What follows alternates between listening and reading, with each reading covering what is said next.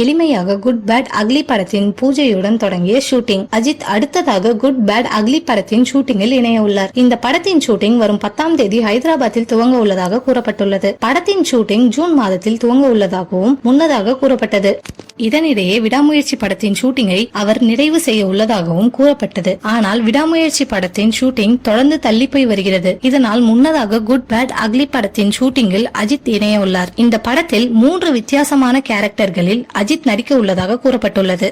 இதில் ஹீரோ மற்றும் வில்லன் என இரு வேறு வித்தியாசங்களையும் அவர் தன்னுடைய கேரக்டர்களில் காட்ட உள்ளதாகவும் கூறப்பட்டுள்ளது. மேலும் படத்தில் சால்ட் அண்ட் பெப்பர் லுக்கில் மட்டுமல்லாமல் இளம் வயது லுக்கிலும் அஜித் தோன்ற உள்ளதாக கூறப்பட்டுள்ளது. தற்போது தன்னுடைய உடல் எடையை கணிசமாக குறைத்து ஸ்மார்ட் மற்றும் ஸ்லிம் ஆகியுள்ளார் அஜித். இந்நிலையில் இந்த படம் அவருக்கு மிக சிறப்பான வரவேற்பையும் விமர்சனங்களையும் ரசிகர்களிடையே பெற்றுத்தரும் என்று எதிர்பார்க்கப்படுகிறது. இந்த படத்தில் நடிகை ஸ்ரீலீலா நாயகியாக கமிட் ஆகியுள்ளதாகவும் ஆனால் அவர் அஜித்திற்கு ஜோடி இல்லை என்றும் கூறப்பட்டுள்ளது. இந்நிலையில் படத்தில் நடிகைகள் சிம்ரன் அல்லது மீனா இருவரில் ஒருவர் அஜித்திற்கு ஜோடியாக நடிக்க உள்ளதாக கூறப்பட்டுள்ளது.